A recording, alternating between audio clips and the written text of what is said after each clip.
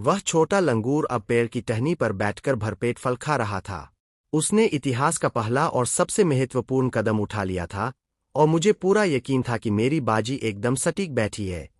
दिश और नहीं कोई लक्ष्य। शू ने आंखें टकटकी लगाए हुए थीं, लंबे बाल हवा के झोंकों से कांप रहे थे। न जाने क्यों, उसने अचानक सिर उठाया। टहनियों और पत्तियों के बीच से उसकी शून्य दृष्टि आकाश की ओर टिक गई। काली पुतलियों में आकाशगंगा की चमक झलक रही थी। वह मानो स्तब्ध रह गया था, बस ऐसे ही देखता रहा। कोई नहीं जानता था कि वह क्या कर रहा है, नहीं कोई जानता था कि वह क्या सोच रहा है। स्क्रीन पर क्लोजअप दिखाया गया। शायद यांग चेन इस लंगूर को सक्रिय रूप से देख रहा था, लेकिन इसका क्या फायदा? अर्थ ऑनलाइन विशेष अनुसंधान दल के भीतर शोधकर्ता स्क्रीन की तस्वीर देख रहे थे। इस समय कैमरे का लेंस छोटे लंगूर के आकाश की ओर देखने के दृश्य पर टिका हुआ था। भविष्य में उसकी संतान शायद अनजाने में सिर उठाकर आकाश में फैले तारों पर ध्यान देगी। जीन के भीतर उत्सुकता की यह भावना और चेतना सहज प्रवृत्ति की तरह पीढ़ी दर पीढ़ी उभर कर आएगी। लाखों वर्षों के बाद, लाखों वर्षों से चले आ रहे इस प्रश्न का उत्तर अंततः मिल जाएगा। इसलिए यांग चेन के लिए यह एक ऐतिहासिक क्षण था। हाथ में ली गई नोटबुक में लिखा हर शब्द इस समय यांग चेन के दिल के विस्मय से भरा हुआ था, लेकिन इसे कोई समझ नहीं सकता था। स्क्रीन की तस्वीर फिर से तेज होने लगी। जब से उसने पहली बार जमीन पर कदम रखा और नया भोजन पाकर अपने कबीले को जीवित रखने में सफल हुआ, यह व्यवहार पीढ़ी दर पीढ़ी चला आ रहा था। जब इस जंगल के फल फिर से खत्म हो गए, तो आदिल अंगूरों के पास एक नया विकल्प था। संकटों के बावजूद, यहां तक कि इस यात्रा के दौरान पूरे आदिल अंगूर कबीले को शीर्ष शिकारियों द्वारा शिकार किए जाने के वातावरण में आगे बढ़ना पड़ा, फिर भी वे दृढ़ता से जीवित रहे। इसमें सबसे बड़ा योगदान था हाथों के सहारे चलना छोड़कर सीधे खड़े होकर चलने की विशेषता। सीधे खड़े होकर चलने में लगने वाली ऊर्जा चार पैरों से चलने की तुलना में केवल एक चौथाई होती है। इसका मतलब यह था कि मूल रूप से 6 सितारा ऊर्जा खपत सूचकांक घटकर 1 सितारा कम हो गया और 5 सितारा बन गया। हालांकि ऊर्जा खपत अब भी अधिक थी, लेकिन पहले से काफी बेहतर थी। आदिल अंगूर भले ही वर्तमान संस्करण के किसी भी खूंखार जानवर से मुकाबला न कर पाते हों, फिर भी वे जीवित रहे। यहां तक कि उनके फलने फूलने का रुझान भी शुरू हो गया था। स्क्रीन का दृश्य एक मादा आदिल अंगूर पर आकर रुक गया। उसका पेट बड़ा हो चुका था, एक नया जीवन पनप रहा था।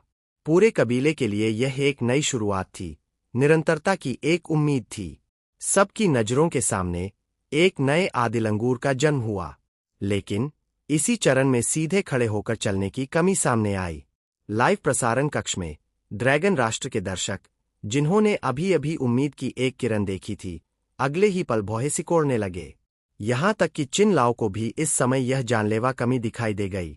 बिना किसी अतिशयोक्ति के कहा जाए तो इस कमी के कारण पूरा आदिल अंगूर कबीला विलुप्ति के रास्ते पर जा सकता था। वह कमी थी सीधे खड़े होकर चलने की कीमत के रूप में आदिल अंगूरों के श्रोणी पेल्विस का धीरे धीरे संकरा हो जाना। श्रोणी संकरी होने के बाद वे अधिकांश स्तनधारियों की तरह बिना किसी परेशानी के प्रसव नहीं कर सकते थे। प्रकृति के अधिकांश जीवों को देखा जाए तो 4 पैरों पर चलने के कारण उनका प्रसव लगभग बिना किसी तनाव के हो जाता है। लेकिन स्क्रीन पर दिखाई दे रही मादा लंगूर के साथ ऐसा बिल्कुल नहीं था। इस दौरान का एक एक पल जानलेवा था। थोड़ी सी भी लापरवाही होने पर मादा लंगूर और उसके भ्रूण दोनों की जान को खतरा हो सकता था। प्रसव की ऐसी कठिनाई वास्तव में नरक के स्तर की थी।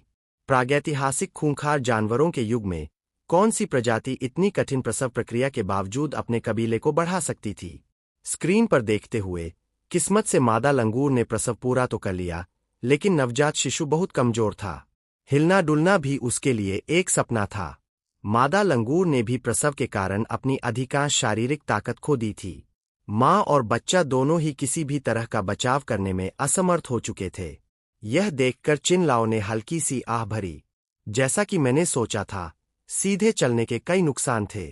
हम इंसानों के पास यह क्षमता इसलिए है क्योंकि इंसान उच्च श्रेणी के जीव है। हमारे बच्चे भले ही समय से पहले पैदा हो जाए, उससे कोई फर्क नहीं पड़ता। लेकिन आदिल अंगूरों के लिए यह बात निस्संदेह जानलेवा थी। चिन लाओ का विश्लेषण सुनने के बाद अर्थ ऑनलाइन शोध संस्थान में थोड़ी देर के लिए सन्नाटा छा गया। सब उम्मीद कर रहे थे कि इस गलती को जल्द ही सुधारा जाएगा। बगल में रूस की नताशा द्वारा प्रेक्षित कृपांदंत हाथी सेबरटूथ्ड एलिफेंट भी बच्चे को जन्म दे रहा था। लेकिन वहां की स्थिति बिल्कुल अलग थी। उनका नवजात शिशु पैदा होते ही दौड़ सकता था। हालांकि दांत अभी पूरी तरह नहीं उगे थे, पर कम से कम वह अपनी जान बचा सकता था। अन्य सभ्यता प्रेक्षकों ने जो प्रजातियां चुनी थीं, वे या तो तेज दौड़ने वाली थीं या ताकतवर, बड़े शरीर वाली थीं या संस्करण के अनुसार शक्तिशाली। केवल ड्रैगन राष्ट्र ने आदिल अंगूर को चुना, जो शुरुआत से ही बेहद कमजोर दिखाई दे रहा था, मानो इस संस्करण का सबसे निचला स्तर हो। यांग चेन बाहर की चीख पुकार नहीं सुन सकता था। एक सभ्यता प्रेक्षक के रूप में उसके पास एक पर्याप्त स्वतंत्र स्थान था जहां कोई बाधा नहीं थी। यह सभ्यता प्रेक्षक की सुरक्षा का एक तरीका था, ताकि सब कुछ उसकी इच्छानुसार चलता रहे। मादा लंगूर का शरीर इस समय बहुत कमजोर था। प्रसव ने उसकी सारी ताकत और पोषण निचोड़ लिया था। इस समय वह दूध की एक बूंद भी नहीं निकाल सकती थी। खाने को कुछ नहीं था, और छोटा लंगूर कुपोषित भ्रूण था। बिना भोजन के वह एक दिन भी नहीं टिक सकता था। लेकिन मादा लंगूर अब हिलने में भी असमर्थ थी। वह जमीन पर बैठी रही। उसकी शून्य आंखों में पहली बार एक अजीब सी भावना दिखाई दी। वह अनजाने में ही चारों ओर देखने लगी। हालांकि अन्य आदि लंगूर खुद ही पास इकट्ठा हो गए थे, लेकिन वे मादा लंगूर की मंशा नहीं समझ रहे थे। मादा लंगूर की नज़र अन्य आदि लंगूरों पर घूमती हुई अंततः एक मजबूत शरीर वाले नर आदि लंगूर पर जाकर टिक गई। वह छोटे लंगूर का पिता था। प्रकृति में बच्चों के पालन पोषण का काम आमतौर पर अकेली मादा ही करती है। अधिकांश जानवरों में प्रजनन एक तंत्र की तरह होता है। नर जीन प्रदान करता है और काम पूरा होते ही चला जाता है। नियम के मुताबिक आदि लंगूरों में भी ऐसा ही होना चाहिए था। लेकिन उस विशाल नर आदि लंगूर को शायद किसी बात का एहसास हुआ। उसने कदम बढ़ाए। जल्द ही उसने घनी झाड़ियों के बीच से कुछ समय पहले छिपाए गए 2 जंगली फल ढूंढ निकाले। फलों को हाथों में लिए वह मादा लंगूर की ओर बढ़ने लगा। मादा लंगूर उस विशाल नर आदि लंगूर को पास आते देख रही थी। नर लंगूर ने दोनों फल उसकी ओर बढ़ा दिए और अजीब आवाजें निकालने लगा, मानो संवाद कर रहा हो या कोई संदेश दे रहा हो। अप्रत्याशित रूप से विशाल नर लंगूर ने अपना खाना छीने जाने पर कोई विरोध नहीं दिखाया। वह बस देखता रहा, कभी कभी अपना सिर हिलाता रहा। मस्तिष्क की क्षमता में अचानक वृद्धि से शायद अधिक बुद्धिमत्ता आई थी। इससे उसे एहसास हुआ कि सामने मौजूद यह छोटा सा जीव उसके साथ हजारों धागों से जुड़ा हुआ है। वह उसकी ही संतान है। वंश आगे बढ़ाना सभी प्रजातियों का सबसे बुनियादी कोर है। कोई भी जीव हो, वह जो कुछ भी करता है, प्रजनन के लिए करता है। आदि लंगूर भी ऐसे ही थे। यह जुड़ाव मादा लंगूर तक भी फैल गया। उसे लगा कि अगर संतान को जीवित रखना है, तो मादा लंगूर का जीवित रहना जरूरी है। इस पल अपनी नवजात संतान को देखते हुए विशाल आदि लंगूर के दिमाग में जन्म के बाद से सबसे तीव्र विचार प्रक्रिया हुई। उसने मानो पहली बार गहराई से सोचा और जिम्मेदारी का अर्थ समझा। अधिकांश दर्शकों के लिए उस विशाल नर आदि लंगूर ने केवल 2 जंगली फल ही तो दिए थे। इसमें क्या बड़ी बात थी? ज्यादातर लोगों को लगा कि यह एक सामान्य बात है, इसलिए उन्होंने ध्यान नहीं दिया। लेकिन यांग चेन बेहद रोमांचित था। यह मामूली दिखने वाला कदम पूरे आदि लंगूर कबीले के लिए एक बहुत बड़ी प्रगति था। ठीक वैसे ही जैसे पहली बार टहनी से नीचे कूदकर जमीन पर दौड़ने वाले लंगूर ने किया था। समय बीतने के साथ उसने मादा लंगूर और बच्चे की देखभाल करने की कोशिश की। भूख लगने पर वह भोजन की तलाश में निकल जाता। इस पल तक सीधे खड़े होकर चलने का एक और फायदा सामने आया, सामग्री और भोजन को उठाकर ले जाना। हाथ आजाद होने के कारण आदि लंगूर चीजों को एक जगह से दूसरी जगह ले जा सकते थे। यह अधिकांश जीवों की तुलना में एक बहुत बड़ा फायदा था। 4 पैरों से चलने का मतलब था कि केवल मुंह से ही चीजें उठाई जा सकती थीं। ऐसी स्थिति में चीजें ले जाने की क्षमता सीमित होती थी और भागने में भी बाधा आती थी। इसलिए उस काल के सभी खूंखार जानवर शिकार करने के बाद उसे थोड़ी दूर तक मुंह में दबाकर ले जाते थे और किसी सुरक्षित जगह पर बैठकर खा लेते थे, क्योंकि वे भोजन को ज्यादा दूर नहीं ले जा सकते थे। सीधे चलने से आई कमियों का सही समाधान मिल गया था। बच्चों के बड़े होने का समय लंबा था, लेकिन परिवार की अवधारणा के जन्म से बच्चों के जीवित रहने की दर में भारी वृद्धि हुई। जीवित रहने की दर बढ़ने का मतलब था कि कबीला फल फूल सकता था। एक बार जब परिवार की अवधारणा अंकुरित हो गई, तो सभ्यता की नींव रखी जा चुकी थी। परिवार होने पर ही आदिल अंगूर सहयोग करना सीख सकते थे। आपसी सहयोग और तालमेल से ही सभ्यता का जन्म होता है, यह एक अनिवार्य शर्त है। परिवार की अवधारणा के प्रसार ने सभी आदिल अंगूरों के दिलों में एक दूसरे की मदद करने का बीज बो दिया। इस प्रकार आदिल अंगूर अब भोजन की तलाश में अकेले नहीं निकलते थे, वे समूहों में एक साथ आने लगे। संख्या बढ़ने से चारों ओर की सतर्कता और सुरक्षा भी बढ़ गई। यह एक बहुत बड़ा बदलाव था। यहाँ तक कि पड़ोसी देश के लोग भी धीरे धीरे समझ गए कि कुछ गड़बड़ है। वे जिस कृपानंद बाघ का अवलोकन कर रहे थे, वह जमीन का सबसे शक्तिशाली शिकारी था, और कृपानंद बाघ का सबसे पसंदीदा शिकार आदिल अंगूर ही थे। लेकिन समय बीतने के साथ उन्हें एहसास हुआ कि आदिल अंगूरों का शिकार करना अचानक बहुत मुश्किल हो गया है। पहले 2-3 दिनों में वे आसानी से एक आदिल अंगूर को पकड़ लेते थे। जब भी आदिल अंगूर कृपानंद बाघ की नजर में आता था, शिकार तय होता था। लेकिन अब आदिल अंगूर समझदार हो गए थे। वे दूर से ही बाघ को देख लेते थे और भाग निकलते थे। कृपानंद बाघ को बार बार शिकार में नाकाम होते देखकर पड़ोसी देश के दर्शक बौखलाने लगे। यह क्या मजाक है? ये बंदर अचानक इतने चालाक कैसे हो गए? पहले तो ये आसानी से शिकार बन जाते थे, अब इतने होशियार कैसे हो गए?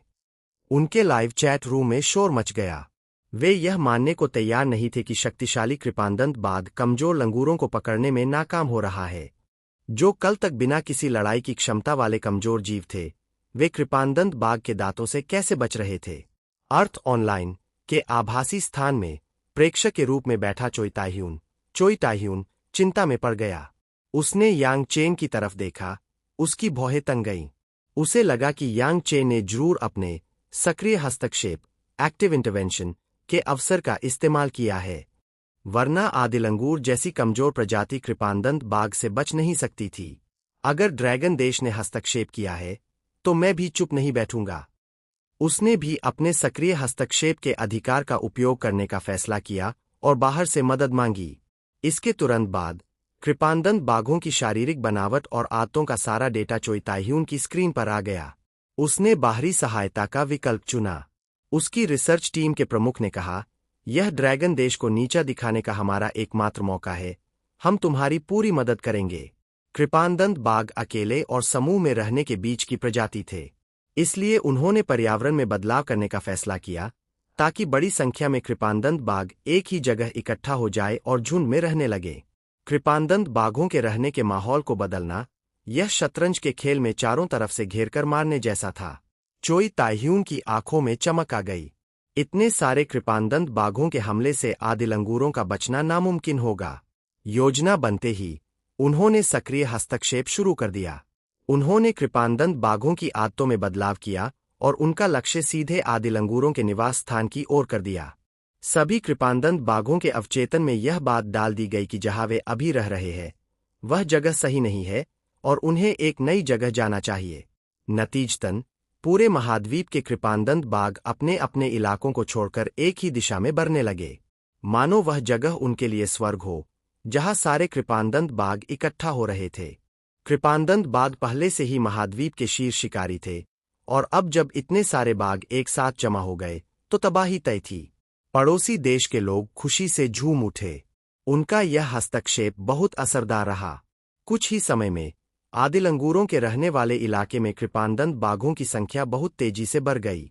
इस घेराबंदी के कारण आदिल अंगूर एक बार फिर पारिस्थितिकी तंत्र के सबसे निचले स्तर पर पहुंच गए। भोजन की तलाश में बाहर निकलते ही कृपानंद बाघों से सामना हो जाता था और जिंदा वापस लौटने की संभावना न के बराबर थी। ड्रैगन देश की रिसर्च टीम में चिन लाओ बेहद चिंतित हो गए। यांग चेन को भी एहसास हो गया होगा कि कृपानंद बाघों की संख्या बढ़ रही है। यह साफ तौर पर उनके खिलाफ रची गई साजिश है। वह अपने हस्तक्षेप के अधिकार का इस्तेमाल क्यों नहीं कर रहा? आभासी स्थान में यांग चेन ने भी कृपानंद बाघों की संख्या में हुई इस असाधारण बढ़ोतरी को देख लिया था। उसे साफ समझ आ रहा था कि कोई जानबूझकर ऐसा कर रहा है। यांग चेन की नज़र में यह बेहद मूर्खतापूर्ण हरकत थी। कृपानंद बाघ पहले से ही शीर्ष शिकारी थे और उन्हें एक ही जगह इकट्ठा कर देना अपने ही पैरों पर कुल्हाड़ी मारने जैसा था। भले ही आदिल अंगूरों पर खतरा मंडरा रहा था, पर इतने सारे शिकारी एक जगह जमा होंगे तो शिकार कम पड़ जाएगा और अंत में बाघ खुद भूख से मरने लगेंगे। यह तो दुश्मन का 800 का नुकसान करने के लिए अपना 10,000 का नुकसान करने जैसी बात थी। हालांकि इस हरकत ने यांग चेन को एक विचार जरूर दे दिया। आदिल अंगूर अब सीधे चलना सीख चुके थे और परिवार की अवधारणा भी समझ चुके थे। अब समय आ गया था कि उन्हें एक नया कौशल दिया जाए। यांग चेन ने आदिल अंगूरों को पत्थर फेंकने, थ्रोइंग का हुनर अनलॉक कराने का फैसला किया।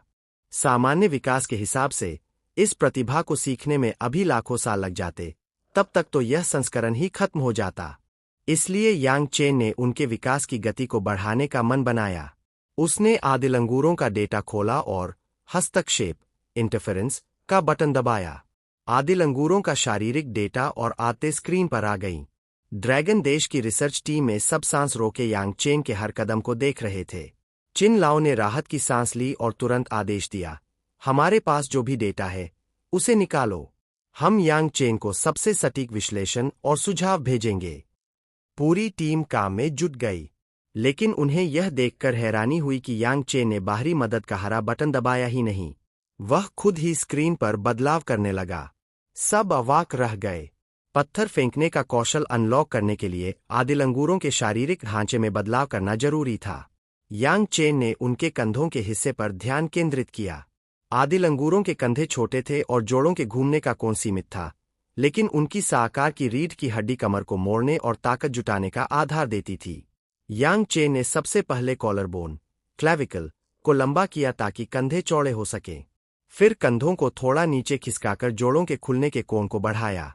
अंत में कंधों के आसपास की मांसपेशियों और स्नायुबंधों, लिगामेंट्स को मजबूत किया ताकि वे रबर बैंड की तरह खींचकर ताकत बना सकें।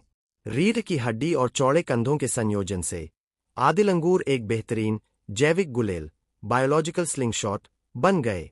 इस बदलाव ने आदिल अंगूरों को एक अनोखा लंबी दूरी का योद्धा बना दिया।